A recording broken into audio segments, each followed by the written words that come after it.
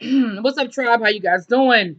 This is your review for Real Housewives of Atlanta, season 12, episode 7.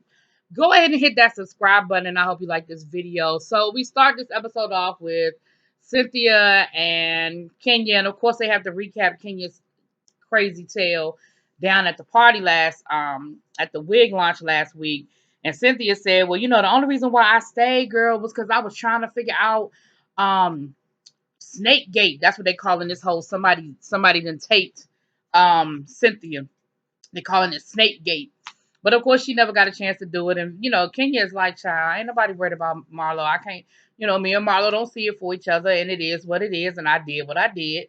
Kenya, one thing I can always say about Kenya, she does stand in her stuff now. I don't rock with it, but she stands in it. So then we have um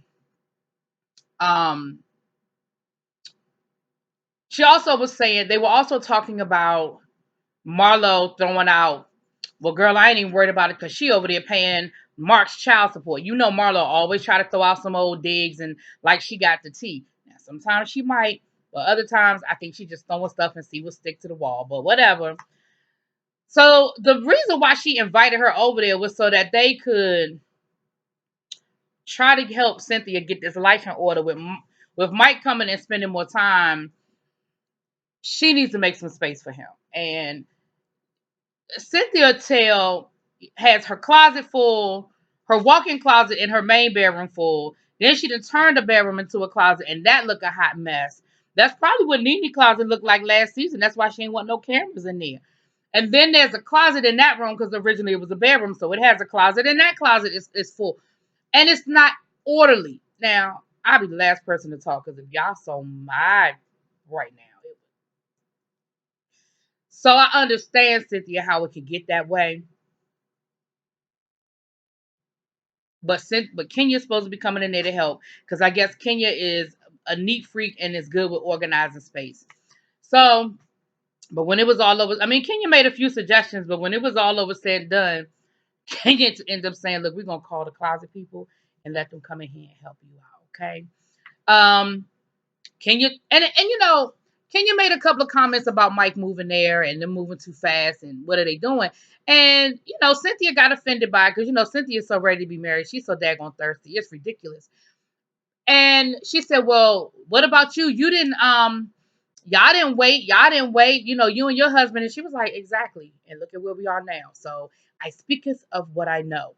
And so I do think that in that moment, Kenya was trying. I don't think Kenya was trying to be shady. I don't. I do think Kenya was internalizing the fact that her and her husband rushed. They might have cut some corners. They didn't take their time. And now they are in the situation that they're in now. And I think it was on both parts. I think Kenya wanted a baby and she was ready to be married and have a child.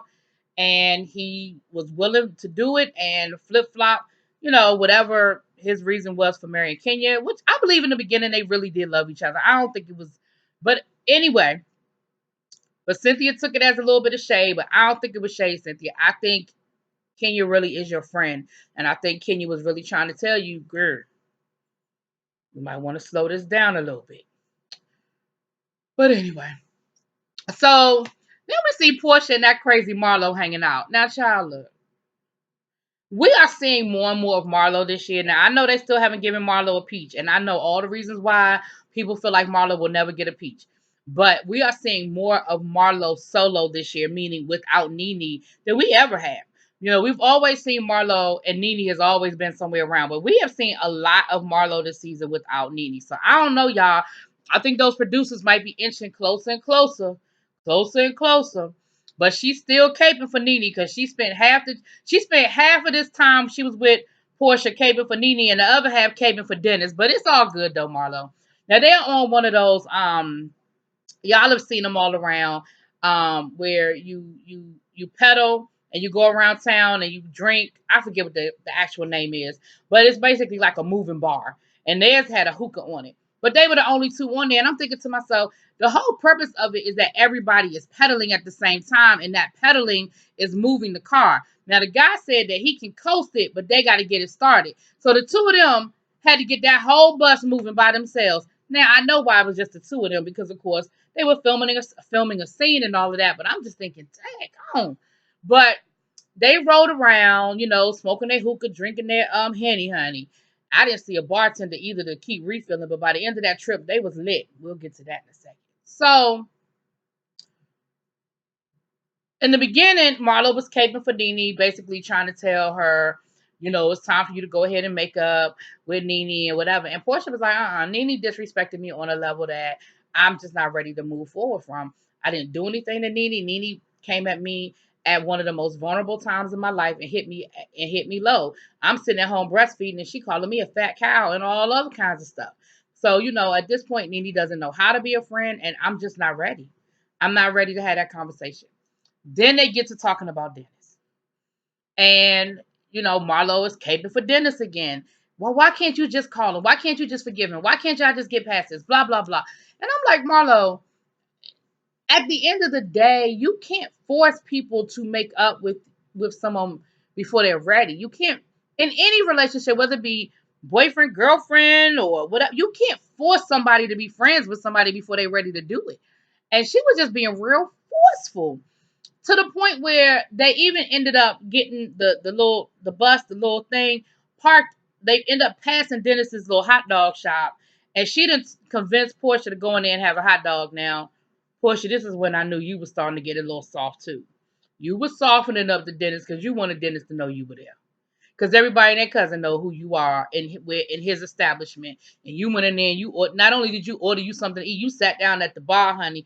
And when Marlo was like, "We're gonna eat it here," she was like, "No, we're not gonna eat here. You might as well. Everybody done seen you now." So that's when I knew she was starting to soften up a little bit to Mr. Dennis, because there are 5,364 places to eat in Atlanta. You did not need to stop at the hot dog shop. Then Marlo gonna call him while they're there. She gonna show Marlo how to do it. I said, girl, you know you want him to know you there. And it's okay if you're ready to forgive him. Nobody can dictate to you about your relationship. It's about what you want, when you want, how you want to do it. And we'll get to the two of them later too.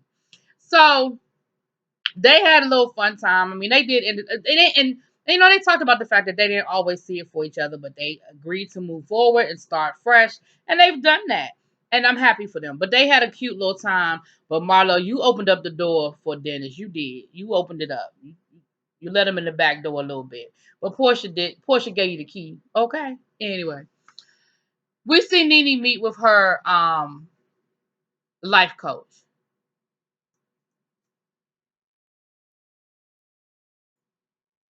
Okay.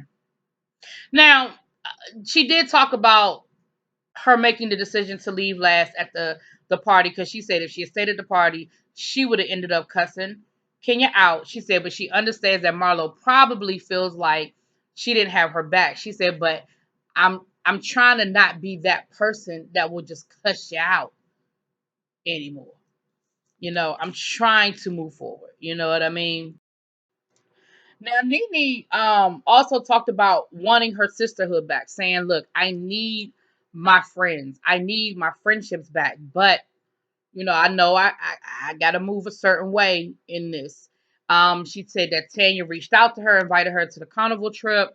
And she was saying that she wasn't sure. And I understand exactly where she's coming from. Because like she said, when you are with somebody, you are with somebody. So I 120% understand um that situation, because it is a lot. But she said she's going to think on it and figure it out. And her life coach said maybe you should reach out to two or three of the women that you kind of fell out with, and see if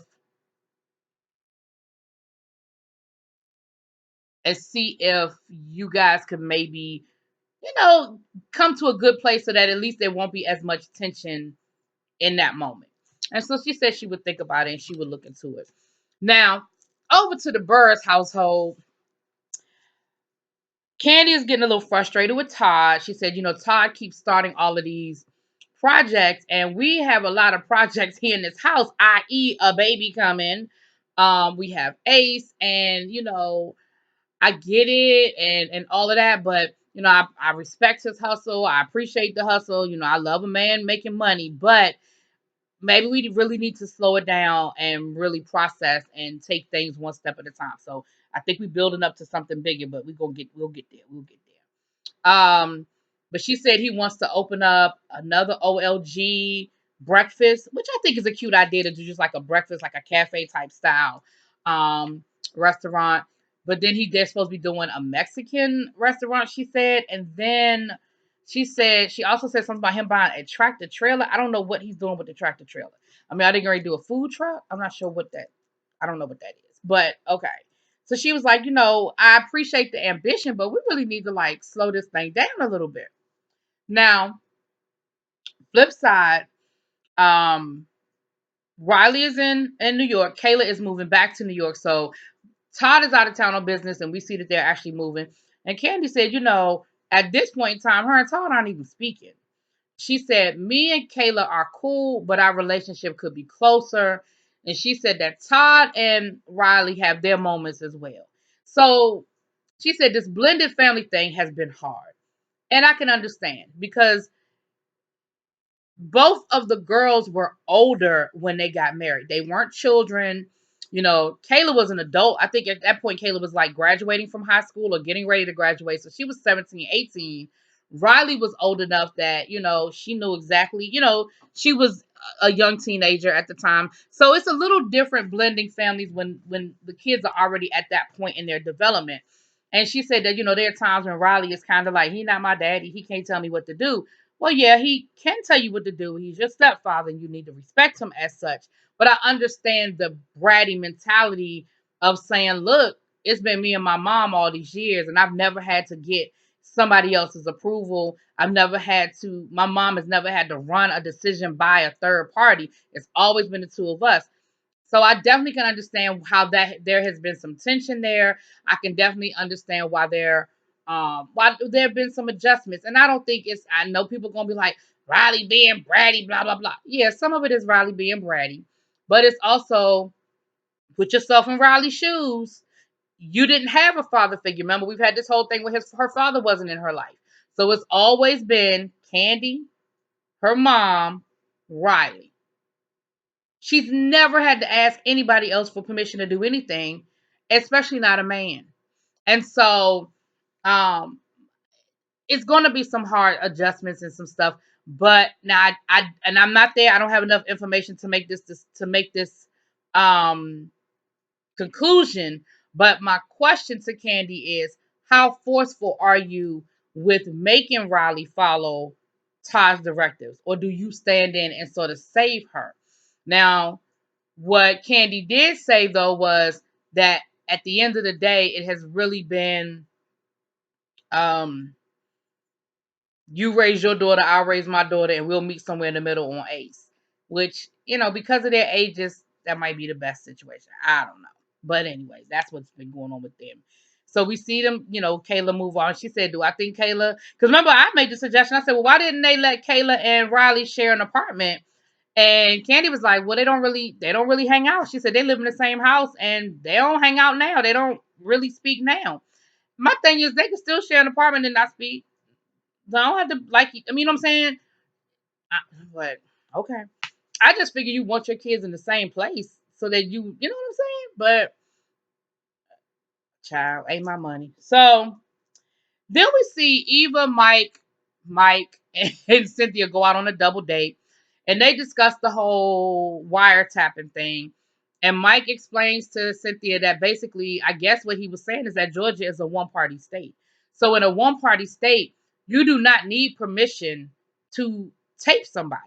Now, if you're in a two-party state, then you have to ask permission. Is it okay if I tape this conversation? But if you're in a one-party state, only one person has to give consent. You're the person giving consent. And so I think that's what Mike was trying to explain to them. Like, look, in Georgia, you don't really need the other person's permission to tape a conversation. So no one's done anything illegal, because I think they were trying to make it seem like there might be some legal situation there. Nobody's done anything illegal. He said now if there was a third party outside of YouTube's conversation, like who somebody listening at a separate table, or if a waitress overheard a conversation, it would be illegal for them to tape the conversation. But if the person you were talking to, but at the end of the day, doesn't really matter, Cynthia. If you said it, you said it. Doesn't matter who you said it to. Doesn't matter who went back to Nene. Now that's two separate issues. You can be mad at the person that went back to Nene, But if you said it, you said it. I'm just saying. That's why I think it's Giovanna, because you admitted that you had a conversation with Giovanna and you kind of talked a little bit of trash. So, and Giovanna, we saw Giovanna talking to Nene saying, "Yeah, I talked to Cynthia and she da da da da da." It was Giovanna little crazy tale. Anyway, so then we saw them talking about who's going to live where. If if Mike and Cynthia move forward with their relationship, who's going to live where? And come to find out, um, they ain't figured it out yet, but they ended up playing, and whoever wins, that's where the other person gets to pick. The person who wins get to pick where they live. Now, the game they were playing, the first time I saw this game was on the Real Housewives. I mean, not the Real Housewives, was on the Amazing Race.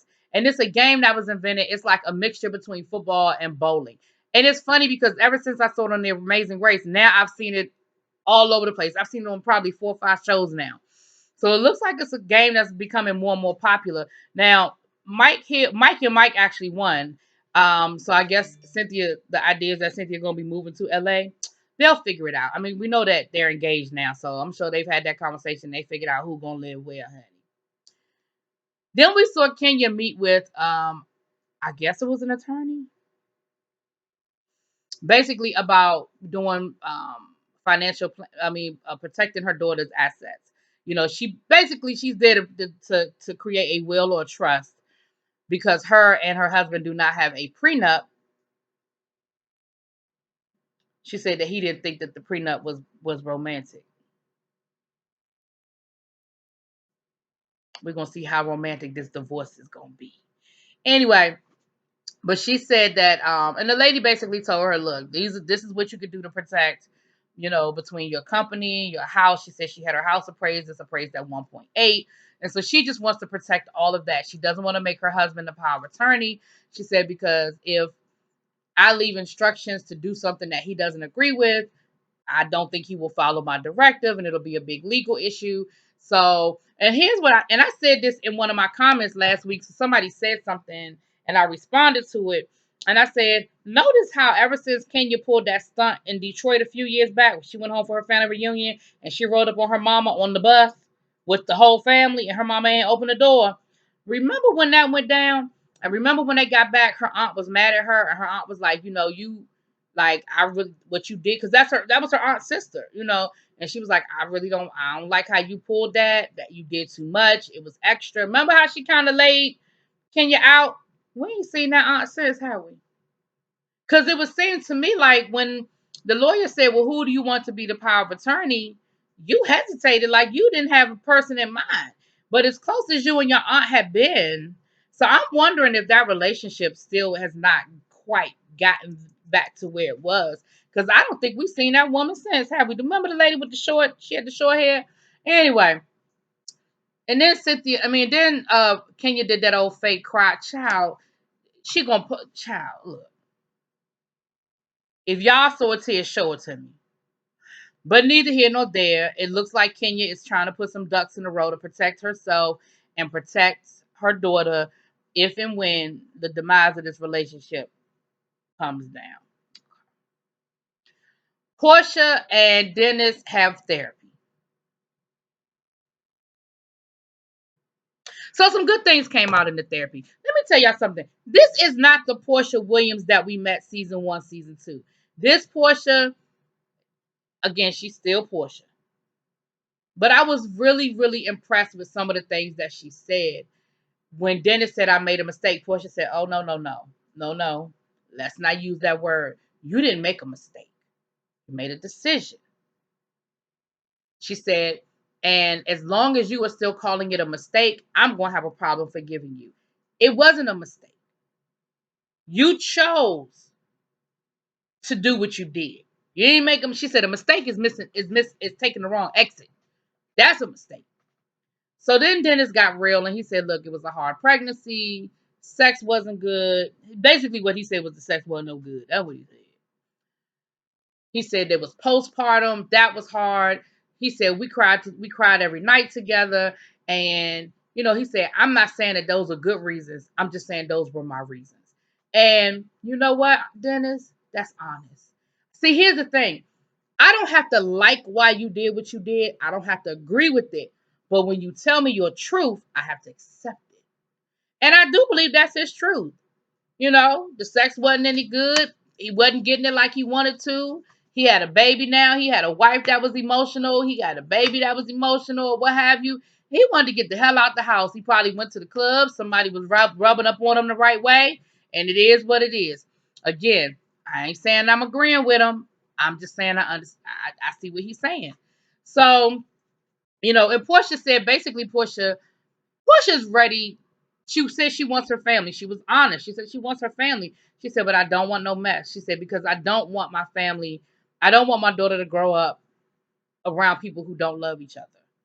She said, and I'm scared to say I love him because I don't want him to think that that means everything is good and he don't have to work anymore, because that's not what it is. I'm not ready to forgive him. I'm not over what he did to me, but I'm ready to start working on it. And she said, I don't know how long it's going to take me to forgive Dennis, but I'm ready to start working on it. Again, you can't be mad at somebody for being honest. You know what I mean? You don't have to like their truth, but it's their truth. And so, we saw them leave, and I guess he got an Uber over to the counseling session, honey, because when he left with Portia, he rode away with Portia. And, Portia said, I appreciate your honesty. I appreciate you being honest. And, we're going to have to try to figure it out and work it out. Then he gonna say, "Can I go home with you?" See, you're doing too much, Dennis. You're doing too much. You just got finished telling me my sex wasn't no good, so they'll know you don't need none of it. Anyway, y'all let me know what y'all think. Drop it in the comments. Peace.